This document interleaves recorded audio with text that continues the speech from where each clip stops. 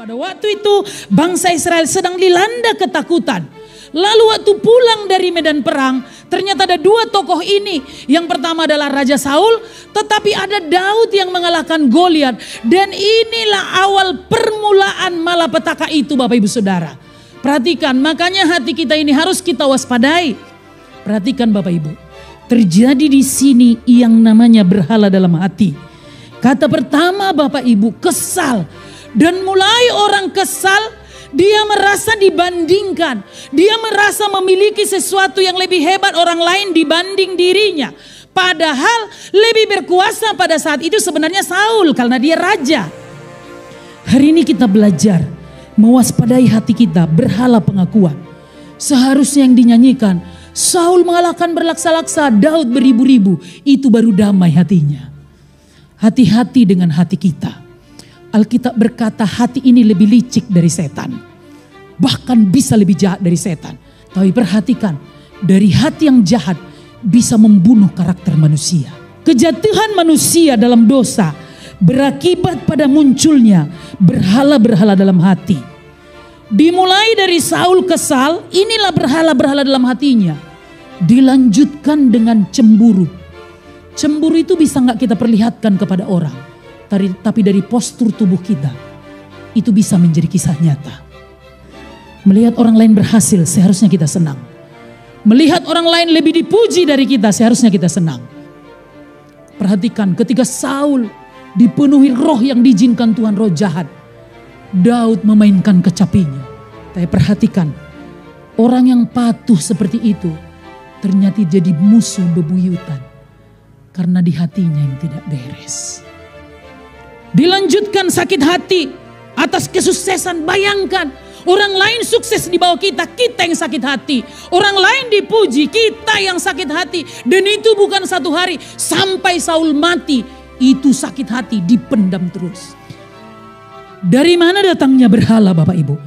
Berhala pengakuan tidak datang dengan tiba-tiba. Itu terbangun dan terpelihara dalam hati kita. Saat kita membiarkan kesombongan bertahta dalam hati kita. Dengan sengaja memberi makan berhala. Dipupuk terus. Kesombongan itu dipupuk. Kebencian dalam hati dipupuk. Sakit hati dipupuk terus. Lama-lama bisa membunuh. Bapak Ibu, dengarkan baik-baik. Segala ketakutan, hati yang jahat itu menimbulkan ketakutan, kecurigaan, asumsi yang dipupuk terus menerus. Bahkan mengawasi orang itu. Perhatikan, kemana Daud pergi selalu diawasi. Apapun kegiatannya selalu diawasi. Karena rencananya melenyapkan Raja Daud. Saul menjadikan Daud sebagai saingannya. Kita perhatikan ya. Manusia mencari pengakuan akan dirinya dari manusia lain. Berhala yang sama agar mendapatkan rasa berharga.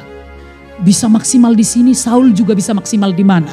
Tapi perhatikan, itu menjadi saingan. Sakit hati dengan keunggulan Daud, selalu curiga kepada Daud. Itu insight-nya, menjadi saingan. Outside-nya Bapak Ibu, keluarnya orang lain dijadikan alat untuk mencapai ambisi pribadi. Apapun bisa dikorbankannya, yang penting visinya tercapai. Salahkah orang yang memasukkan dipublish? Bapak Ibu, segala apa yang dilakukan tidak salah. Sepanjang hatimu tidak ada pengakuan. Persekutuan komsel, gak salah, silakan lakukan. Tapi kalau di situ ada motivasi di dalam, supaya dibilang orang hebat, supaya dibilang orang keren, supaya diakui. Itu yang bibit kesombongan, yaitu pengakuan, butuh diakui. Kemudian, diperbudak oleh keinginan mengejar pengakuan orang lain. Seharusnya apapun yang kita lakukan, nama Yesus yang ditinggikan. Nama Yesus yang diagungkan. Apapun akan kita lakukan dengan segala cara, supaya keinginan kita itu tercapai. Dan ingat sekali lagi, di atas kita masih ada Tuhan. Perhatikan, yang bisa membebaskan kita dari kesombongan adalah Injil dan diri kita sendiri. Bagaimana cara kita menjaga hati kita Bapak Ibu? Isi dengan firman Tuhan. Tiap hari isi. Saya yang membaca Alkitab. Mari kita ucapkan bersama-sama. Saya yang membaca Alkitab. 2, 3 ya. Saya.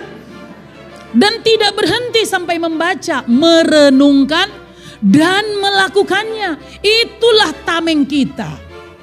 Jadi Injil itulah yang membersihkan. Makanya sejahat-jahatnya perampok, pembunuh, penjina, sepanjang dia datang sama Tuhan, tidak ada dosa yang terbesar yang tidak bisa diampuni karena dia datang sama Yesus. Perhatikan Bapak Ibu, hati Yesus berpusat pada menjadi seperti apa yang Bapa rencanakan bagi dirinya, bukan menjadi seperti apa yang manusia inginkan. Jadi kita sudah bebas dari perbudakan, kita sudah bebas dari ketakutan karena ada Yesus bersama dengan kita. Jadi apapun yang kita lakukan, nama Yesus yang ditinggikan. Menolong orang lain, membantu orang lain, memuridkan orang lain, semua tujuannya mempermuliakan nama Tuhan. Nah, hati kita ini tetap tentram. Contohnya ini Bapak Ibu, semua saudara lakukan. Saudara yang buat penemuan-penemuan baru, saudara yang membuat sesuatu itu berjalan dengan baik, tapi namamu dilupakan, damai tetap di hatimu tanpa ada namamu yang terpampang. Kalau boleh gak usah, memang gak gampang kok. Waktu Tuhan Yesus bilang sama murid-muridnya, siapa mau terbesar di antaramu, hendaklah jadi pelayanku. Namamu dilupakan, tapi ingat namamu terdaftar di surga. Apapun yang kita lakukan tidak pernah sia-sia. Makanya melayani, lakukan dengan sungguh-sungguh. Lakukan, kita gak tahu hari-hari hidup ini. Kalau jadi nanti perang dunia ketiga, kita gak tahu apa lagi yang digoncang. Hanya firman yang tidak pernah tergoncangkan, yang kekal sampai selama-lamanya.